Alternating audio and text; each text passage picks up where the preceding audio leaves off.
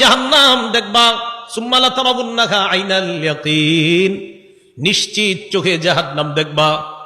তো আল্লাহ পাক রব্বুল আলামিন বলেন আলহাকুমুত তাকাসুর হাত্তা যুরতুমুল মাকাবির, কবর পর্যন্ত এই সম্পদের প্রতিযোগিতা, প্রাচুর্যের প্রতিযোগিতা তোমাদের চলতেই থাকে। আল্লাহ আমাদেরকে কবরের প্রস্তুতি নেওয়ার তৌফিক দান করেন। আচ্ছা, এরপরে দেখেন কি বলে, কাল্লা সাউফা তা'লামুন সুম্মা কাল্লা সাউফা তা'লামুন, অপেক্ষায় থাকো, অচিরেই জানতে পারবা, অবশ্যই অচিরেই জানতে পারবা। কাল্লা লাউ তা'লামুনা ইলমাল ইয়াকিন, আল্লাহ বলেন যদি নিশ্চিত জ্ঞানে জানতা, লা তারাউন্নাল জাহিম, স্বচক্ষে জাহান্নাম দেখতে পাবা। আল্লাহ বলেন লা তারাউন্না, অবশ্যই অবশ্যই জাহান্নাম দেখবা।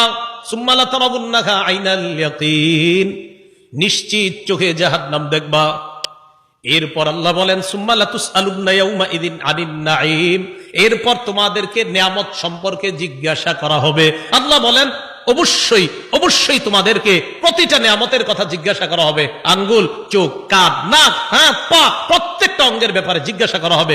ইন্নাস সামআ ওয়াল বাসারা ওয়াল ফুআদা, আল্লাহ বলেন কান শ্রবণ শক্তি, ওয়াল বাসার দৃষ্টি শক্তি, ওয়াল ফুআদা অন্তঃকরণ, সবগুলাকে কাঠগড়ায় দাঁড়াতে হবে, সবগুলাকে জিজ্ঞাসা করা হবে।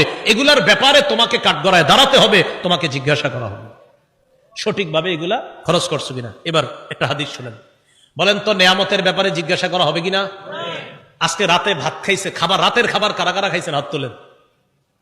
অন্যরা খান নাই রাতের খাবার? মাশাআল্লাহ, খাবেন ইনশাআল্লাহ নাকি? দুপুরের খাবার কারা কারা খাইছেন? ঠিক আছে, হাত নামান, বাস একটা হইলেই হইছে। এবার হাদিস শোনেন, মুসলিম শরীফের 4208 নম্বর হাদিস। আবু হুরায়রা রাদিয়াল্লাহু তাআলা আনহুর বর্ণনা, তিনি বলেন খরাজা রাসূলুল্লাহ সাল্লাল্লাহু আলাইহি ওয়াসাল্লাম যাতা ইয়াউমিন আও যাতা লাইলা, একদিন রাতে অথবা দিনে রাসূল বাসা থেকে বের হলেন। কোথা থেকে বের হইছে? রাতে বা দিনে। বের হওয়ার পর আসছে, আয়েশা দেখে ফাইদা হুয়া বিআবি বকর ওয়া উমর, নবীজি দেখে আবু বকর ওমর বসা।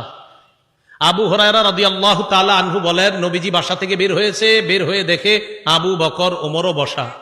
এই হাদিসটা একটু মন দিয়ে সবাই শুনেন আর নিজেদের জীবনটা একটু চিন্তা করেন। নবীজি তাদের দুইজনকে প্রশ্ন করলেন, আবু বকর এবং ওমর, এই দুই সাহাবী, বিখ্যাত দুই সাহাবীকে প্রশ্ন করলেন, আচ্ছা তোমরা এইখানে এই মুহূর্তে কেন? মা আখরাজাকুমা ফি হাদিহিস সাআহ, এই সময়ে তোমরা এখানে কেন? অসময়ে মানে এই সময় মানে অসময়ে, আরে এই সময়ে তোমরা এখানে কেন? এই হাদিস দ্বারা বোঝা যায় সাধারণত যে সময় মানুষ ঘর থেকে বেশি একটা বের হয় না, ওই সময়ে নবীও বের হইলেন, আবু বকরও বের হইছে, ওমরও বের হইছে। নবী বের না হইলে জিজ্ঞাসা করে কেন? আবু বকর ওমর জবাব দিলেন, আহারে কি জবাব দেয় দেখেন, ক্বালাল জুউ ইয়া রাসূলুল্লাহ, হুজুর খিদা লাগছে, ক্ষুধার কারণে বের হইছে। সম্পদ সব ছেড়েছে মক্কায়, নবীর সাথে চলে আইছে মদিনায়। নবীজি যে জবাবটা দিলেন, আল্লাহ নবী বললেন আল্লাযী নাফসি বিয়াদিহি আখরাজানিল্লাযী আখরাজাকুমা। আবু বকর ওমরকে আল্লাহ নবী বলেন, আল্লাহর কসম আবু বকর ওমর, তোমরা যে ক্ষুধার কারণে বের হয়েছ, আমিও ক্ষুধার কারণে বের হইছি।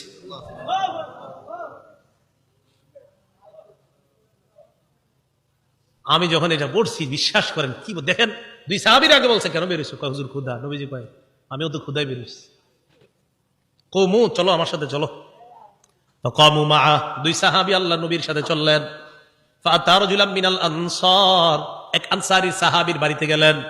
ফাইদা হুয়া লাইসা ফি বাইতিহি, সাহাবী বাড়িতে নাই।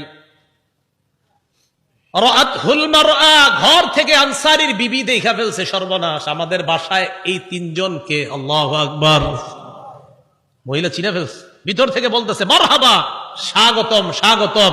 এমন মেহমান পাইলে কে স্বাগত না জানায়? আরে সাহাবী রাসূলুল্লাহ সাল্লাল্লাহু আলাইহি সাল্লাম আর আবু বকর ওমরকে যখন আনসারী সাহাবীর বিবি দেখলেন, ভিতর থেকে বলা শুরু করলেন স্বাগতম স্বাগতম, আপনারা ভিতরে আসেন, ঘরে বসেন। নবীজি ঘরে গিয়ে বললেন আইনা ফুলান, স্বামী কোথায়? মহিলা ভিতর থেকে জবাব দিলেন যাহাবা ইস্তাজিবু লানা মিনাল মা, হুজুর মিষ্টি পানি আনতে গেছে আমাদের জন্য। এবার দেখেন কি হয়, ইতিমধ্যে আনসারী সাহাবী আসছে।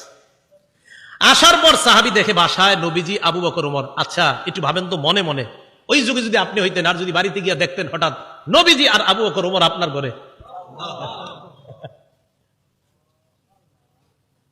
সাহাবী দেখে কি কয়, মা আহাদুল ইয়াউমা আকরামা আদিয়াফা মিন্নি।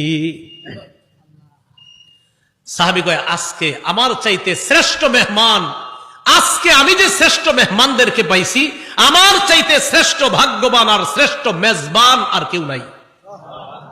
আমি এমন 3 জন মেহমান পাইছি। তাড়াতাড়ি বাগানে গেছে, খেজুর বাগানে। যা আবিল আজ, খেজুরের ছড়ি নিয়ে আসছে। ফিহি বুসরুন আর রতবুন ওয়া ইয়াবিস, শুকনা খেজুর আছে, ভিজা খেজুর আছে, কাঁচা খেজুর আছে। আইনা কয়, যেটা মন চাই এটা খান। আখাযাল মুদিয়া, ছুরি নিছে, চাকু নিছে। নবীজি কই যাও? হুজুর, পশু জবাই করতে হবে। কি জবাই করবে? মাথা মানে পেরেশান হয়ে গেছে। আমার এই 3 মেহমানকে কেমনে মেহমানদারি করবে? পশু জবাই করতে হবে। নবী কয়, ইয়াকা ওয়াল হালুব, এই তুমি আবার মাথা গরম কইরা দুধালু কোনো পশুরে জবাই করো না। দুধ দেয় যে পশু, বর্তমানে দুধ দিতেছে, এরকম পশু জবাই করো না। জি ঠিক আছে। ফাযাবা হালাহুম, স্বাভাবিক একটা বকরি জবাই করছে। নবীজিরে গোস্ত দিয়ে, খেজুর দিয়ে, মিষ্টি পানি দিয়ে মেহমানদারি করলেন। করার পর যে কথাটা নবী বলছে, এটা বলার জন্য আপনাদেরকে লম্বা হাদিসটা শোনাইলাম। নবীজি আবু বকর ওমরকে বললেন, আবু বকর ওমর, বাহিরে আসছিলা কিভাবে বলো তো? হুজুর, ক্ষুধায় আম করে বাহিরে নিয়ে আসছে। নবীজি কয়, আবু বকর ওমরকে বললেন, এখন খাইছো? কয় হ্যাঁ।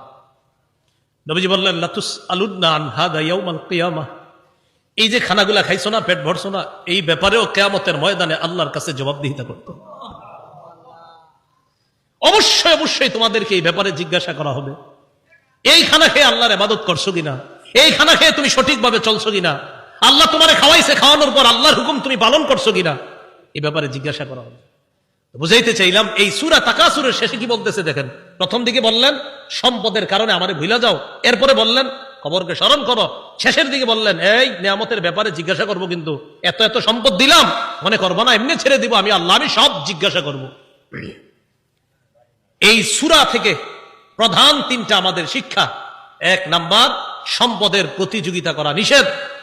2 নাম্বার, সম্পদ হওয়া দোষের না, কিন্তু সম্পদের কারণে আল্লাহকে ভুলে যাওয়া যাবে না, এটা 2 নাম্বার শিক্ষা। 3 নাম্বার, কবরের কথা স্মরণ করা। এই প্রথম হলো 3টা শিক্ষা।